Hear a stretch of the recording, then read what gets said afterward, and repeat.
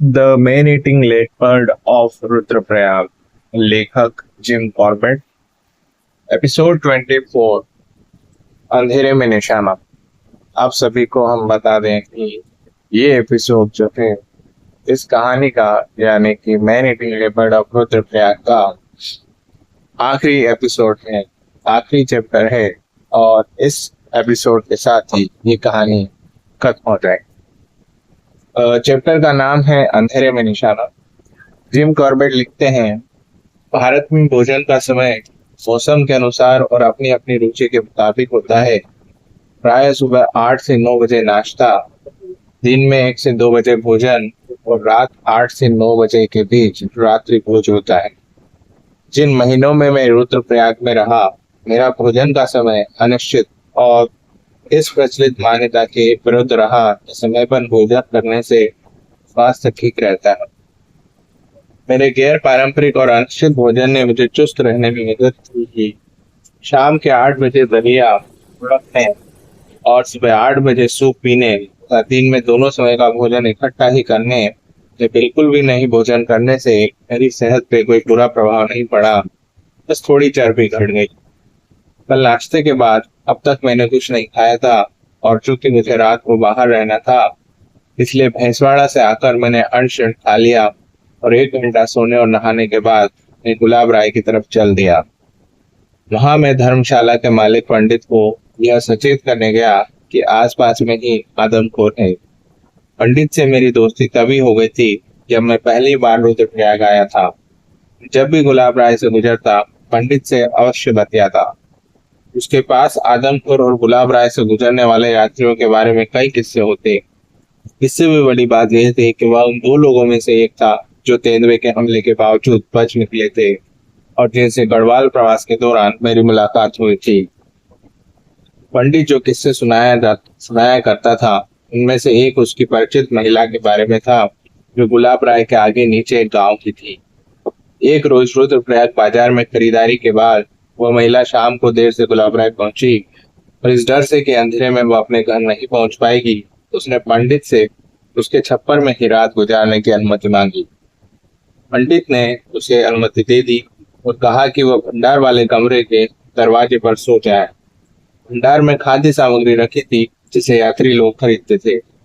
पंडित ने महिला को भंडार के बाहर सोने को इसलिए कहा कि एक तरफ कमरे की आड़ थी और दूसरी तरफ छप्पर में रात गुजार रहे करीब 50 यात्री थे। छप्पर घास फूस की छत का बना था और सड़क की तरफ खुला था। उसके एक तरफ पहाड़ी थी। भंडार का कमरा पहाड़ी और छप्पर के बीच था, लेकिन इस कमरे से छप्पर का रास्ता नहीं मिलता था। इसलिए महिला के भंडार कक्ष के दरवाजे पर लेट जाने के बाद उसके और सड़क के बीच यात्रियों की कतार थी। आधी रात को एक महिला चिल्लाई, कहने लगी कि उसे बिच्छू ने काट लिया है। रोशनी उपलब्ध नहीं थी, लेकिन दिया सलाई की सहायता से महिला के पांव को देखा गया जिस पर खरोच लगी थी और खून बह रहा था। सहयात्री बड़बड़ाने लगे कि महिला ने खामखा बात का बतंगड़ बनाया है और बिच्छू के काटने पर तो खून निकलता ही नहीं है। जिसके बाद सभी यात्री सो गए।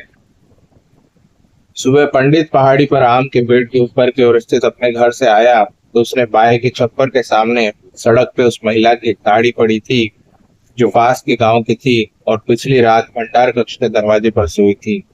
साड़ी पर खून लगा हुआ था। पंडित ने इस परिचित महिला को अपने हिसाब से सबसे सुरक्षित जगह पर आश्रय दिया था।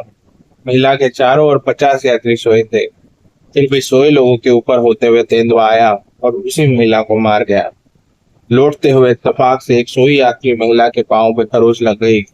बात सभी यात्रियों को छोड़कर पहाड़ी महिला को ही क्यों ले गया, इस बारे में पंडित का मानना है कि उस रात छप्पर में केवल वही महिला रंगीन कपड़े पहनी हुई थी, इसलिए रंग के प्रति विशेष आकर्षण या विकर्षण के कारण ही तेंदुआ उसे ले गया। लेकिन यह तर्क दमदार नहीं है, और अगर तेंदुआ खुशबू से अपने शिकार को चुनता होता तो मैं यह मानता कि छप्पर में सोए सभी लोगों में से बाघ ने या तेंदुए ने उस पहाड़ी महिला को इसलिए चुना कि उससे तेंदुए को परिचित गंध का एहसास हुआ। लेकिन यह अनुमान भी सही नहीं है, क्योंकि तेंदुआ सूंघकर शिकार नहीं कर सकता। क्या यह दुर्भाग्य था, यह बदकिस्मती, अथवा वही महिला अकेली थी इसे एहसास था कि खुले में सोने से खतरा है। क्या महिला के इस डर की जानकारी किसी अदृश्य माध्यम से आदमखोर तक पहुंच चुकी थी, जिससे वह उसी महिला की तरफ आकर्षित हुआ। इस घटना के थोड़े दिन बाद पंडित का भी आदमखोर से सामना हुआ। इसकी सही तारीख अगर जाननी हो तो रुद्रप्रयाग के अस्पताल के रिकॉर्ड से प्राप्त की जा सकती है, लेकिन फिलहाल ये तारीख ज्यादा अर्थ नहीं रखती है और यहाँ इतना ही जान लेना पर्याप्त होगा कि वर्ष 1921 की गर्मियों के सबसे गर्म दिनों की बात है, जब मैं पंडित से मिला। उससे करीब 4 साल पहले उस ग्रीष्म ऋतु की एक शाम मद्रास के 10 यात्रियों का एक दल थका हारा गुलाब राय पहुंचा और ये यात्री वहीं छप्पर में रात गुजारने की मंशा से रुक गए। पंडित को डर था कि अगर गुलाब राय में कोई और व्यक्ति मारा गया तो उसके छप्पर की बदनामी होगी। इसीलिए वह यात्रियों को प्रेरित करने लगा कि वो 2 मील आगे रुद्रप्रयाग जाए, जहां उन्हें रहने के लिए सुरक्षित जगह मिल जाएगी। यात्रियों पर अपनी बात का असर न होते देख अंत में उसने यात्रियों को अपने मकान में रहने की अनुमति दे दी। यह मकान उस आम के पेड़ के 50 गज ऊपर की ओर था, जिसका मैं जिक्र कर चुका हूँ। पंडित का मकान उसी भवन योजना से बना था जिस तरह भैंसवाड़ा के मकान। निचली मंजिल के कमरे कम ऊंचे, जिनमें लकड़ी आदि का भंडार होता, और ऊपरी मंजिल के कमरे रहने के लिए इस्तेमाल होते। सीढ़ियों से ऊपर बरामदे में पहुंचते और कमरे का दरवाजा बरामदे में सीढ़ियों के ठीक सामने पड़ता था। पंडित और उसके 10 अनाहुत अतिथि जब रात का भोजन कर चुके एक कमरे में अंदर से सागल चढ़ाकर लेट गए। इस कमरे में हवा आने जाने के लिए कोई व्यवस्था नहीं थी। कमरे में गर्मी बढ़ती जा रही थी और घुटन के डर से रात को पंडित ने दरवाजा खोला। बाहर तिबारी यानी बरामदे में आकर सीढ़ियों के दोनों तरफ के खंभों पर हाथ फैला दिए और भीतर की उमस से निजात पाने के लिए जोर जोर से सांस लेने लगा। तभी उसके गले में जकड़न महसूस हुई।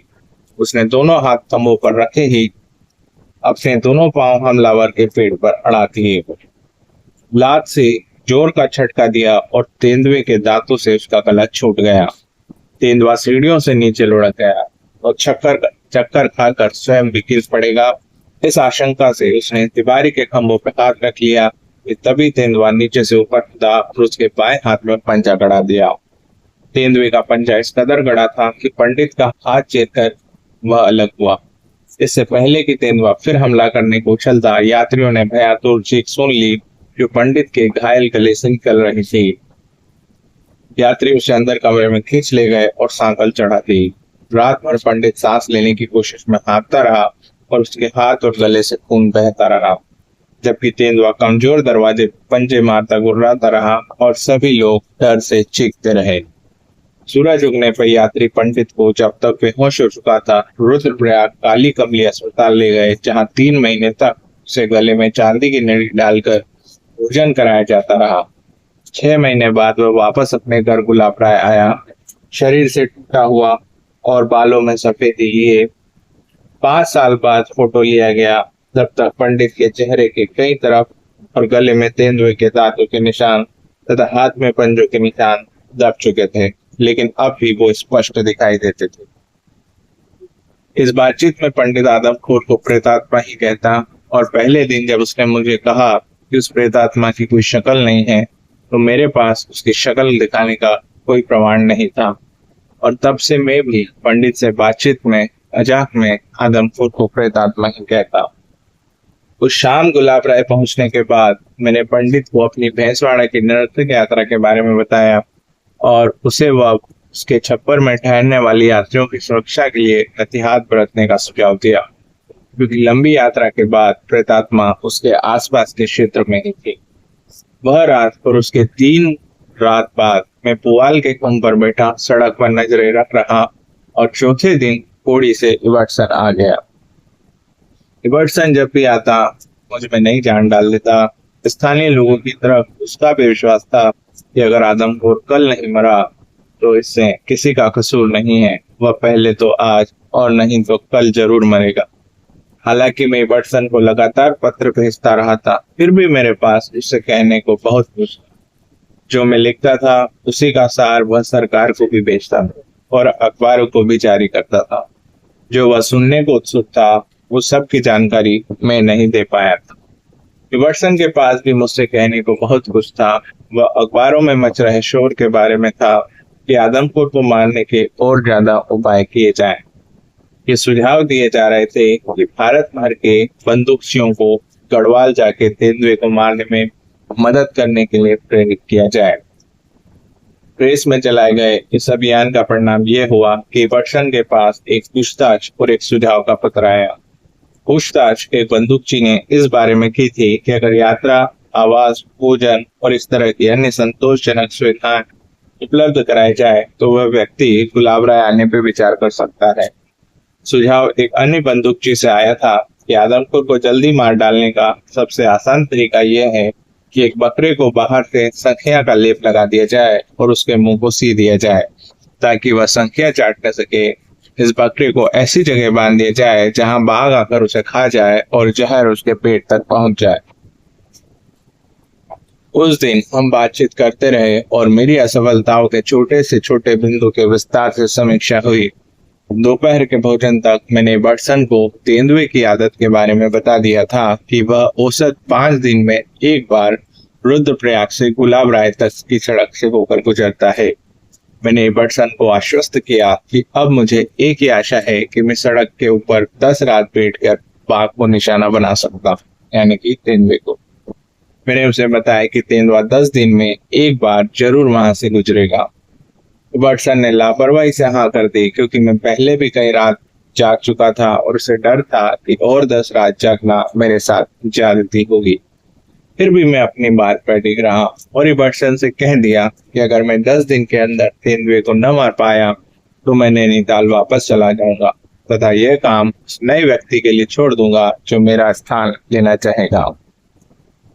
उस शाम इबर्सन गुलाब राय मेरे साथ आया और आम के पेड़ पर मचान बनाने में मेरी मदद की। यह आम का वही पेड़ था जो यात्री छप्पर से 100 गज ऊपर और पंडित के घर से 50 गज नीचे था। इस पेड़ के एकदम नीचे सड़क के बीच में हमने एक खूंटा गाड़ा और एक बकरा उस खूंटे से बांध दिया। बकरे की गर्दन में छोटी घंटियां बंधी थी। चांद लगभग पूरा था, फिर भी गुलाब राय के पूरब में ऊंचे पहाड़ के कारण गहरी गंगा घाटी में वह कुछ घंटों तक ही दिखाई दे सकता था। अगर तेंदुआ अंधेरे में आया तो बकरे की घंटे की आवाजों से मैं तेंदुए के आने का अनुमान लगा सकता था। सभी तैयारियां हो जाने के बाद इबर्सन बंगले पर यह कहकर लौट गया कि वह अगली सुबह मेरे 2 आदमियों को मेरे पास भेजेगा। मैं पेड़ की जड़ पर चट्टान पे बैठा धूम्रपान करते हुए शाम होने की प्रतीक्षा कर रहा था कि पंडित आकर मेरी बगल में बैठ गया। वह भक्त था और सिगरेट नहीं पीता था। इससे पहले उसने हमें मचान बनाते देखा था और अब वह मुझे रात भर मचान में नहीं बैठने के लिए कहने आया था। उसके अनुसार बिस्तर की नींद को छोड़कर मचान पर जागने का कोई फायदा नहीं था। लेकिन मैंने उससे कहा कि मैं उस रात को मचान पर बैठूंगा ही, जिसके बाद भी 9 रात लगातार बैठूंगा, क्योंकि अगर मैं प्रेतात्मा को नहीं भी मार पाया तो कम से कम मैं पंडित के घर और धर्मशाला की दुश्मनों से रक्षा तो करूंगा ही। रात को एक बार मेरे ऊपर पहाड़ी पर काकड़ बोला, लेकिन उसके बाद रात शांत रही। दूसरे दिन सूरज उगने पर मेरे 2 आदमी पहुंचे और मैं तेंदुए के पंजों के निशान ढूंढता हुआ रुद्रप्रयाग बंगले की तरफ चल दिया। मेरे आदमी मेरा कंबल और राइफल लेकर मेरे पीछे पीछे आए। आगामी 9 दिन भी मेरा कार्यक्रम यही रहा। मैं शाम होने से पहले 2 आदमियों के साथ बंगले से निकलता, मचान पे पोजीशन लेता और अपने दोनों लोगों को वापस भेज देता ताकि वे अंधेरा होने से पहले रुद्रप्रयाग पहुंच जाए।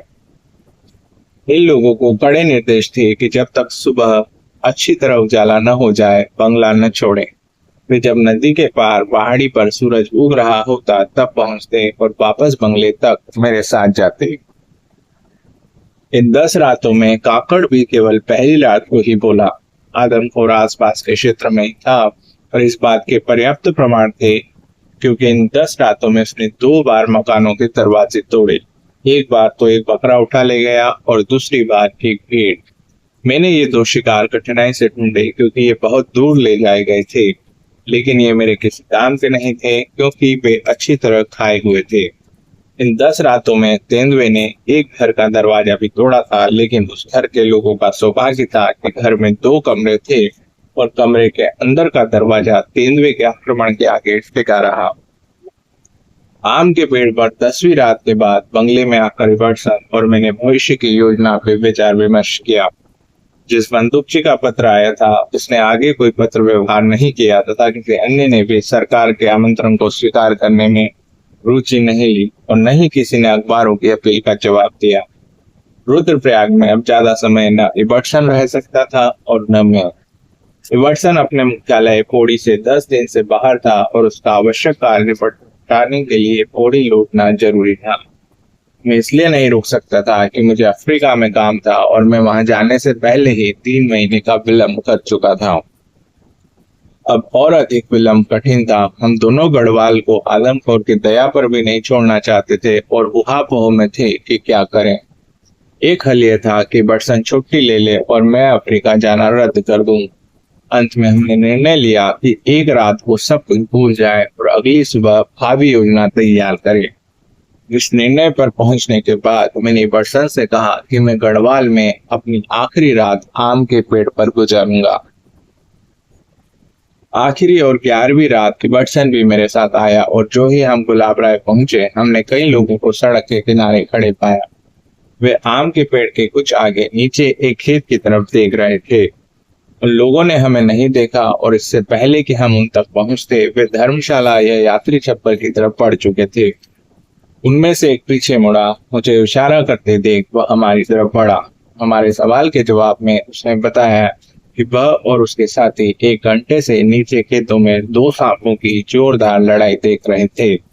इन खेतों में 1 साल या उससे भी ज्यादा समय से कोई फसल नहीं बोई गई थी। सांपों को आखिर में खेत के बीच में बड़ी चट्टान के पास देखा गया था। चट्टान पर खून के धब्बे थे और ये धब्बे सांपों की आपसी मार से गिरे खून के थे। उस आदमी ने बताया कि उन सांपों पर कई जगह खून बह रहा था। नजदीक की झाड़ी से एक लाठी तोड़कर मैं नीचे खेत में यह देखने कूद गया कि चट्टान के पास कहीं कोई छेद था या नहीं। तभी मेरी नजर सड़क के नीचे झाड़ी में एक सांप पर पड़ी। तब तक इबर्टसन एक मजबूत डंडा ले आया और जो ही एक सांप ने ऊपर सड़क में चढ़ने की कोशिश की इबर्टसन ने उसे मार दिया। दूसरा सांप भीड़े के एक छेद के अंदर घुस गया जहां से उसे हम बाहर नहीं निकाल पाए। जो सांप इबर्टसन ने मारा था वह करीब 7 फुट लंबा और हल्के पीले रंग का था। उसकी गर्दन पर काटने के कई निशान थे। यह सामान्य सांप नहीं था और चूंकि इसके विषदंत स्पष्ट थे इससे हमारा अनुमान था कि यह फन रहित कोबरा की कोई जाति थी। शीत रक्त प्राणी सांप के जहर को नहीं पचा पाते क्योंकि मैंने देखा है कि कोबरा का डसा हुआ मेंढक कुछ ही मिनट में मर गया, लेकिन मुझे नहीं मालूम कि एक ही जाति के सांप एक दूसरे के लिए जहरीले साबित होते हैं या नहीं। मैं नहीं जानता था कि सांप छेद के अंदर घुस गया था, वह कुछ मिनटों में मर गया होगा या बुढ़ापे तक जिया होगा। इबर्टसन के चले जाने के बाद पंडित दूध की बाल्टी लिए यात्री छप्पर जाते हुए मेरे पेड़ के नीचे से गुजरा। उसने मुझे बताया कि दिन में 150 यात्री आए हैं और रात को उसी के छप्पर में गुजारना चाहते हैं। पंडित ने बताया कि वह उन्हें आगे जाने के लिए राजी नहीं कर पा रहा है। अब मेरे लिए कुछ भी करने का समय नहीं रह गया था और मैंने उससे कहा कि वह यात्रियों को अलर्ट कर दे कि वे इकट्ठा रहें और किसी भी दशा में अंधेरा होने के बाद इधर उधर न जाएं। कुछ मिनट के बाद तेजी से घर को वापस लौटते हुए पंडित ने कहा कि उसने यात्रियों को सचेत कर दिया। मेरे पेड़ से करीब 100 गज की दूरी पर सड़क से सटा हुआ एक खेत था जिसमें कंटीली झाड़ियों का एक बाड़ा था। उसमें एक भोटिया अपनी बकरियों के साथ शाम होने से कुछ पहले आ टिका था। यह मेरा पहले वाला भोटिया मित्र नहीं था। इसके साथ 2 कुत्ते भी थे जो जब हम रुद्रप्रयाग से आ रहे थे हम पर बहुत जोर से भौंक रहे थे और जब इबर्टसन वापस बंगले पर जा रहा था तब भी भौंक रहे थे। कुछ दिन पहले ही पूर्णमासी थी और अब रात के 9 बज चुके थे, लेकिन घाटी में अब भी अंधेरा था। मैंने देखा यात्री छप्पर से एक आदमी लालटेन लिए सड़क के पार आया। कुछ मिनट बाद उसने वापस सड़क पार की और छप्पर में जाकर लालटेन बुझा दी। तभी भोटिया कुत्ते जोर जोर से भौंकने लगे। कुत्तों ने निश्चित रूप से तेंदुए को देख लिया था। जो शायद लालटेन वाले आदमी को देखने के बाद नीचे सड़क पे उतरकर छप्पर की तरफ जाना चाहता था। शुरू में तो कुत्ते सड़क की दिशा में भौंके, लेकिन थोड़ी ही देर बाद उन्होंने मेरी दिशा में भौंकना शुरू कर दिया। साफ था कि बाघ ने सोते हुए बकरे को देख लिया था और वह लेटता हुआ चलने लगा था, जिससे कुत्तों की नजर में नहीं आ रहा था। कुत्तों ने तेंदुए की अगली कार्रवाई का जायजा लेने के लिए ना बंद कर दिया और मुझे मालूम हो गया कि तेंदुआ पहुंच चुका है, और यह भी कि वह बकरे पर झपटने के लिए आड़ के रूप में मेरे पेड़ का इस्तेमाल कर रहा है। मुझे एक प्रश्न परेशान किए जा रहा था कि तेंदुआ बकरे को छोड़कर किसी यात्री को मारने छप्पर में जाएगा या बकरे को मार के मुझे गोली दागने का एक मौका देगा। जो भी रातें मैंने पेड़ पर गुजारी थी, उन सभी के दौरान मेरी बैठने की पोजीशन ऐसी थी कि मैं कम से कम हिल डुल सकूं। बकरे और मेरे मचान के बीच करीब 20 फीट की दूरी थी, लेकिन घने पेड़ पौधों के बीच रात को इतना अंधेरा था कि बड़ी देर से तनावग्रस्त मेरी आंखें इतनी दूर नहीं देख पा रही थी। इसलिए मैंने आंखें बंद कर ली और एकाग्र होकर कानों पर भरोसा कर सुनकर अंदाजा लगाने का प्रयास किया। मेरी राइफल की सीध बकरे की तरफ थी और राइफल पर टॉर्च लगा रखा था। मेरे दिमाग में ख्याल आ रहा था जैसे आदमखोर छप्पर तक पहुंच गया था और मानव शिकार चुन रहा था। तभी पेड़ के नीचे से सरसराहट हुई और बकरे की घंटी तेजी से बजने लगी। टॉर्च का बटन दबाते ही मैंने देखा कि रोशनी तेंदुए के कंधे पर पड़ रही है, और राइफल को जरा भी हिलाए बिना मैंने ट्रिगर दबा दिया। जो ही मैंने ट्रिगर दबाया, टॉर्च जवाब दे गई। उन दिनों टॉर्च इस तरह सामान्य उपयोग की चीज नहीं थी जैसे कि आजकल है, और मेरी यह टॉर्च ही मेरे पास सबसे पहली टॉर्च थी। मेरे साथ यह कई महीनों से थी, लेकिन कभी इसके इस्तेमाल का मौका नहीं आया था।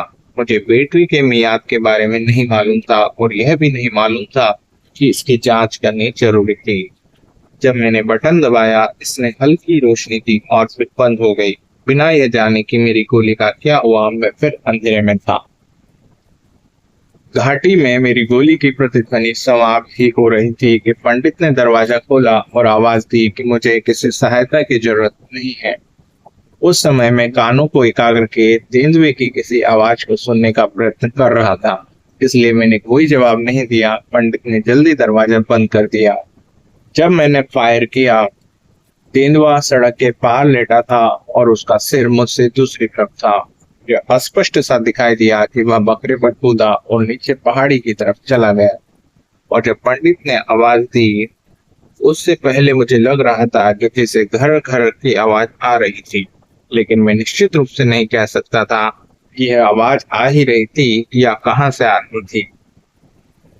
गोली की आवाज सुन के यात्री उठ गए थे, लेकिन कुछ देर आपस में बातचीत करने के बाद वे फिर से सो गए। लगता था कि बकरे को कोई नुकसान नहीं हुआ था। उसकी घंटी की आवाज से मैं जान सकता था कि वह इधर उधर घूम रहा था और घास खा रहा था, क्योंकि हर रात उसके लिए पर्याप्त घास की व्यवस्था की जा रही थी।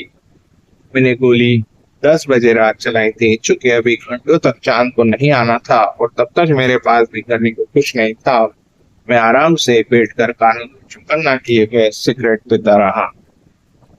कुछ घंटे बाद गंगा पार पहाड़ियों की चोटी पर चांद का उजाला हुआ और यह उजाला धीरे धीरे घाटी में पसरा। कुछ ही देर बाद मैंने देखा कि मेरे पीछे पहाड़ की चोटी पे चांद उगाया है। जो ही वह मेरे ठीक ऊपर पहुंचा, मैं पेड़ की फुनगी पर चढ़ गया, लेकिन बढ़ी हुई शाखाओं के कारण इधर उधर दिखाई नहीं दे रहा था। वापस मचान पर उतरने के बाद मैं सड़क के ऊपर गई शाखाओं की तरफ बढ़ा, लेकिन यहाँ से भी मैंने पाया कि जिस तरफ मुझे तेंदुए के जाने का एहसास हुआ था, उस तरफ की पहाड़ी देख पाना संभव नहीं था। तब सुबह के 3 बज रहे थे और इसके बाद चांद हल्का बढ़ने लगा था। दिन की रोशनी में आसपास की वस्तुएं दिखाई देने लगी थी। पूरब से दिन उगने लगा था। मैं पेड़ से नीचे उतरा तो सबसे पहले बकरे ने ही दोस्ती में आकर मेरा स्वागत किया। बकरे के दूसरी तरफ सड़क के किनारे एक लंबी और कम ऊंची चट्टान थी, जिस पर खून की 1 इंच मोटी लकीर थी और इतनी मोटी धार जिस तेंदुए से निकली होगी वह 1-2 मिनट से ज्यादा नहीं जिया होगा। यह सोचकर आदमखोर के खून की लकीर का पीछा करते समय आमतौर पर बरती जाने वाली सावधानियों को ताक के रख के सड़क से नीचे कूदा, खून की लकीर का अनुसरण करता हुआ चट्टान से 50 गज दूर तक गया, जहां तेंदुआ मरा पड़ा था। उसका पिछवाड़ा जमीन में एक छेद के अंदर धंसा हुआ था, जिसमें वह दुबका हुआ था और उसकी ठोड़ी छेद के मुंह पर रखी थी। ऐसा कोई निशान नहीं दिखाई दे रहा था जिससे मैं इस मरे हुए जानवर की पहचान कर पाता, लेकिन मुझे एक क्षण के लिए भी संदेह नहीं हुआ कि बिल में घुसा हुआ ये जानवर आदमखोर नहीं है। किंतु यह वह दुष्ट पिशाच नहीं था जो लंबी रातों को उसे चकमा देने के मेरे निरर्थक प्रयासों को देखकर खुश होकर नाचता रहा होगा, जो मेरी सतर्कता में जरा भी चूक होते ही मेरे गले में दांत कड़ाने की प्रतीक्षा करता रहा होगा। यह तो एक बूढ़ा तेंदुआ था जो अपनी तरह के और तेंदुओं से इस मायने में अलग था कि इसका मुंह भूरा था और इसके होठों पर मूंछें नहीं थी। सारे भारत का सबसे ज्यादा घृण और सबसे ज्यादा डरावना जानवर जिसका अपराध यह था कि उसने मनुष्य को आतंकित करने के लिए नहीं बल्कि अपने जिंदा रहने के लिए प्रकृति का कानून नहीं बल्कि मनुष्य का कानून तोड़ के इंसान का रक्त बहाया था। और अब बिल के मुंह पर ठोड़ी ठिकाए आंख आधी मूंदे अपनी आखिरी नींद शांति से सो रहा था। जब मैं खड़ा उस राइफल को अनलोड कर रहा था जिसकी गोली ने उस निद्रामग्न के प्रति मेरी सारी शिकायतों को बंद कर दिया था, किसी के खांसने की आवाज आई। मैंने ऊपर की ओर देखा तो पाया कि पंडित सड़क के किनारे खड़ा होकर मेरी तरफ ही झांक रहा था। मैंने इशारा कर उसे बुलाया तो वह डरते डरते नीचे आया। तेंदुए का सिर देखते ही वह रुक गया और फुसफुसाकर पूछा कि वह क्या है और क्या वह मर गया है। यह वही प्रेतात्मा है जिसने 5 साल पहले उसका गला फाड़ दिया था, जिसके डर से पिछली रात उसने तेजी से दरवाजा बंद कर दिया था। सुनते ही पंडित ने हाथ जोड़ दिए और अपना सिर मेरे पांव पर रखने लगा। दूसरे ही क्षण ऊपर सड़क से आवाज आई, साहब आप कहाँ हो? यह मेरे आदमियों में से एक की चिंता तुर आवाज थी, और जब गंगा के ऊपर प्रतिध्वनि करती मेरी जवाबी आवाज उन तक पहुंची तो 4 सिर दिखाई दिए। हम पर नजर पड़ते ही वे तेजी से नीचे की ओर आए। उनमें से एक जलती हुई लालटेन झुलाता हुआ आया जो हड़बड़ी में उसे बुझाना भूल गया था। तेंदुआ बिल में अकड़ गया था और उसे थोड़ा मुश्किल से बाहर निकाला जा सका। जब हमारे आदमियों द्वारा लाए बांस और रस्से से उसे बांधा जा रहा था तब हमारे लोगों ने बताया कि वे रात भर सो नहीं पाए थे, और जो ही इमर्सन के जमादार की घड़ी में सुबह के 4:30 बजे उन्होंने लालटेन जलाई और अपने साथ बांस व रस्से लिए मेरी तरफ चल दिए। उनका कहना था कि उन्हें महसूस हो रहा था कि मुझे उनकी सख्त जरूरत है। मुझे मचान पर न पाकर बकरे को सही सलामत तथा चट्टान पर खून की लकीर देख के उन्होंने यह निष्कर्ष निकाला कि आदमखोर ने मुझे मार दिया है, और इसलिए निराशा में मुझे आवाज लगाई थी। पंडित को मचान से मेरा कंबल उठाने और भीड़ लगा रहे यात्रियों के सामने रात की घटना को अपने अंदाज में बयां करने को पीछे छोड़ 4 आदमियों के साथ मैं निरीक्षण बंगले के लिए चल दिया। हमारे साथ साथ बकरा भी अपनी लड़खड़ाती चाल से चल रहा था। बकरे को बहुत कम खरोंच लगी थी क्योंकि जो ही तेंदुए ने उसे पकड़ा मैंने गोली दाग दी थी। बकरे को यह नहीं मालूम था कि रात का यह जोखिम उसे उसके शेष जीवन में हीरो बना देगा। उसे पीतल का सुंदर पट्टा पहनाया जाएगा और वह उस आदमी की आय का साधन बन जाएगा जिससे मैंने उसे खरीदा था। जब मैंने दरवाजा खटखटाया, इमर्सन सोया हुआ था। जो ही उसने मुझे आया जाना वह बिस्तर से उछला और धड़ाक से दरवाजा खोल दिया। उसने मुझे गले लगाया और दूसरे ही क्षण बरामदे में रखे तेंदुए के चारों ओर नाचने लगा। मेरे लिए चाय और नहाने का पानी गर्म करने को आवाज देकर उसने अपने आशुलेपक को बुलाया और सरकार, अखबारों व मेरी बहन के लिए टेलीग्राम लिखवाया तथा जीन को केवल संदेश भेजा। उसने एक सवाल भी नहीं पूछा क्योंकि वह जानता था कि मैं सुबह सुबह जिस तेंदुए को लेकर आया था वह आदमखोर ही था। पिछली बार मरे तेंदुए के आदमखोर होने के जो प्रमाण दिए गए थे उनके जवाब में मेरा कहना यही था कि पिंजरे में मारा गया तेंदुआ आदमखोर नहीं था, लेकिन इस बार मैंने कुछ नहीं कहा। पिछले वर्ष अक्टूबर में इमर्सन बड़ी जवाबदेही निभा रहा था क्योंकि एक तो अपने क्षेत्र की जनता को खुश करने के लिए काउंसलर सवाल पूछते रहते थे और बड़े सरकारी अधिकारी भी मारे जा रहे लोगों की बढ़ती फेरहिस्त से चिंतित थे और अखबार परिणाम के लिए शोर मचाए हुए थे। उसकी स्थिति उस पुलिस अधिकारी की तरह हो गई थी जो अपराधी को पहचानने के बाद भी उसे आगे अपराध करने से रोक पा रहा था और इसके लिए आरोपियों से घिरा था।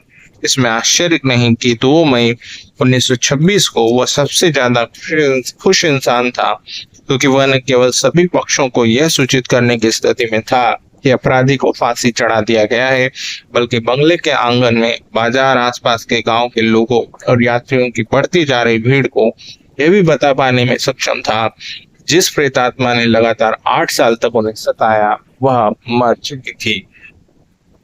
एक चायदानी खाली करने और गर्म पानी से नहाने के बाद मैंने थोड़ा सोने की कोशिश की, लेकिन एक बार पैरों में हुई जकड़न तो इबर्टसन की परिचर्या से ठीक हो गई, किंतु दोबारा ऐंठन होने के भय से मैं बिस्तर से बाहर निकल आया।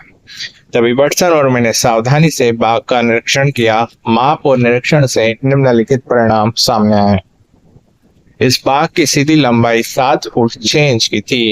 गोलाइयों से होती हुई लंबाई 7 फुट 10 इंच की थी। इसका रंग हल्का पीला था, बाल छोटे और फुरफुरे थे, इसकी मूछें नहीं थी, दांत घिसे रंग उड़े, एक दांत टूटा हुआ था, इसका जीभ और मुंह काले थे। एक ताजा घाव था दाएं कंधे पर। पीछे के बाएं पंजे पे गोली का पुराना घाव और उस पंजे का एक हिस्सा गायब था। सिर पे कई गहरे और आंशिक भरे हुए घाव थे। पीछे की दाईं टांग पर कटे का आंशिक भरा निशान था। पीछे के बाएं पांव के घुटने पे आंशिक भरा हुआ घाव था। मैं ये समझने में असमर्थ हूँ कि तेंदुए का मुंह और जीभ काला क्यों था। एक विचार यह था कि साइनाइड जहर के कारण उसकी जीभ और मुंह का रंग काला हो गया था, लेकिन इस बारे में मैं निश्चित तौर पे कुछ नहीं कह सकता। सिर, पीछे की दाहिनी टांग और पूंछ के आंशिक भरे हुए घाव भैंसवाड़ा में हुए युद्ध का परिणाम थे और पिछली बाईं टांग के घुटने का घाव पिंजरे में फंस जाने के कारण था, क्योंकि त्वचा का टुकड़ा और बालों का गुच्छा हमें पिंजरे में फंसा मिला था। पिछले बाएं पांव के घाव वर्ष 1921 में रुद्रप्रयाग में थल सेना के नौजवान अधिकारी द्वारा चलाई गई गोली के थे। बाद में तेंदुए की खाल निकालते हुए हमने पाया कि उसके सीने में खाल के अंदर एक छर्रा घुसा हुआ था, जिसके बारे में एक भारतीय ईसाई ने कई वर्ष बाद दावा किया कि छर्रा उसकी गोली का था जो उसने उस वर्ष मारी थी जिस वर्ष बाघ यानी कि तेंदुआ आदमखोर बना था। जब इबर्टसन और मैंने नाप जोख कर ली, तेंदुए को पेड़ की छाया में लिटा दिया गया और दिन भर हजारों पुरुष, महिलाएं और बच्चे उसे देखने के लिए आए। हमारे पहाड़ के लोग जब भी किसी मकसद से किसी के पास जाते हैं, जैसे धन्यवाद ज्ञापित करने, तो उनकी परंपरा है कि वे खाली हाथ नहीं जाते। एक गुलाब, एक गेंदा या किसी फूल की पंखुड़ी दोनों हाथों की अंजलि से भेंट की जाती है।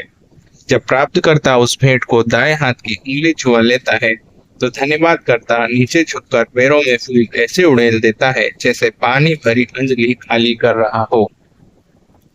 मैंने आभार प्रदर्शन अन्य मौकों पर भी देखा, लेकिन वैसा नहीं जैसा उस दिन पहले रुद्रप्रयाग के बंगले पर और फिर बाजार के अभिनंदन समारोह में हुआ था। उसने हमारा इकलौता बेटा मार दिया साहब, हमारा घर बर्बाद हो गया। वो मेरे 5 बच्चों की मां को खा गया। सबसे छोटा कुछ ही महीने का है। अब बच्चों की देखभाल करने और खाना पकाने वाला कोई नहीं है। मेरा बेटा बीमार था, लेकिन कोई भी रात को दवा लेने अस्पताल जाने की हिम्मत नहीं जुटा पाया और वह मर गया। जब मैं दुखों और महादुखों की ये दास्तानें सुन रहा था, मेरे पांव के आसपास की जमीन पर फूलों का अंबार लग रहा था।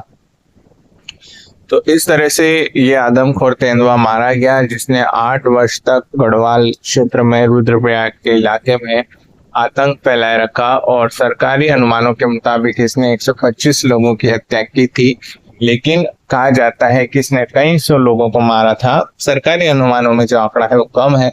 ये बहुत सारे ऐसे मामले थे जिनमें डेड बॉडीज को रिकवर नहीं किया गया, यही साबित नहीं किया जा सका कि उन्हें आदमखोर तेंदुए ने ही मारा है, तो उन्हें तेंदुए के हमलों से ग्रस्त लोगों में शामिल नहीं किया गया। इस वजह से 125 है। लेकिन 8 वर्षों तक इसने बहुत ही बड़ा एक आतंक का माहौल क्षेत्र में बना के रखा हुआ था। अंततः जिम कॉर्बेट ने इसे खत्म किया।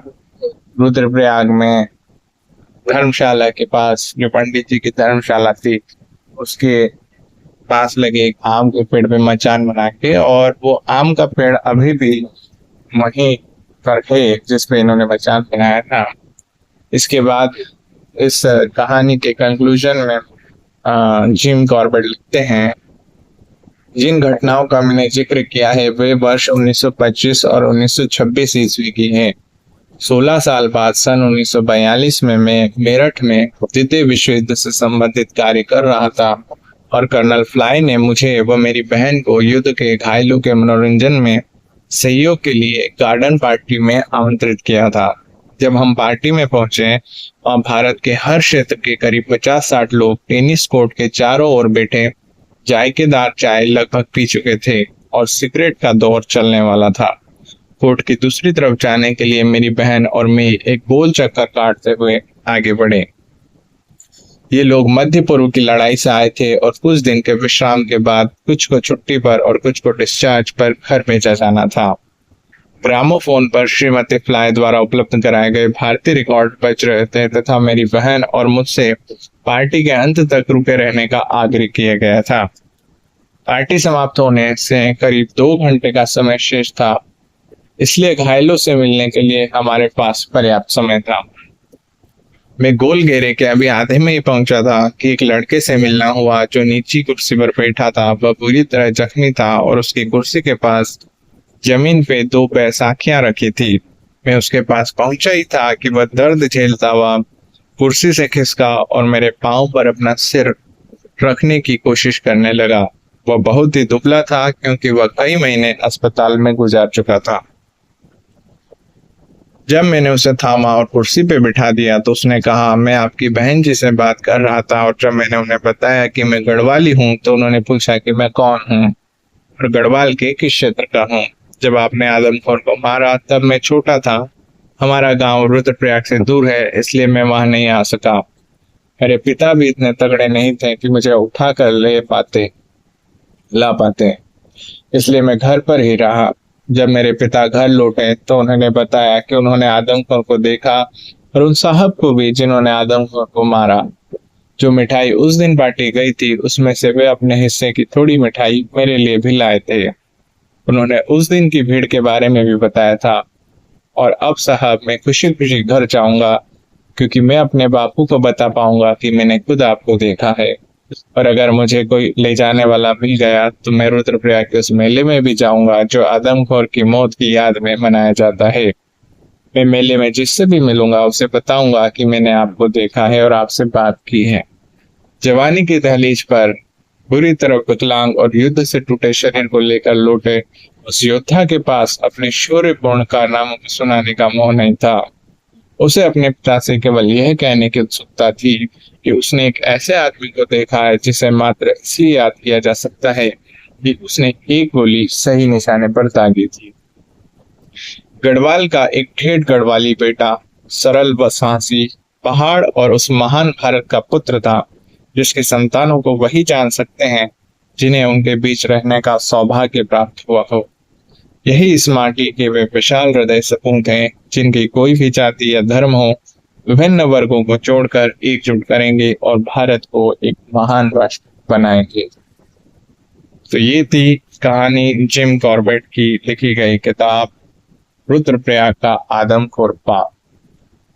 इसके लेखक थे जिम कॉर्बेट और पूरी तरह से सच्ची घटनाओं पर आधारित है। इसका अनुवाद किया है हिंदी में श्री प्रकाश थपलियाल ने और पुस्तक का प्रकाशन किया है नटराज पब्लिशर्स, देहरादून और नई दिल्ली ने। और कहानी आप पूरी तरह से जान चुके हैं। ये कहानी हम आपके लिए लेकर आए थे हिंदी में, और इसमें शायद सभी 23 चैप्टर्स हमने शामिल किए हैं। एक शब्द भी इस कहानी का हमने मिस नहीं किया है। इस कहानी को सुनने के लिए और हमारे वीडियोस को सुनने के लिए, सपोर्ट करने के लिए आपका बहुत बहुत धन्यवाद। हम इसी तरह की कहानी आपके लिए लाते रहेंगे, मनोरंजक और रोमांच भरी हुई, और उन्हें सुनने के लिए और हमारा सपोर्ट करने के लिए please like, subscribe and share our channel and do so guys. Thank you very much.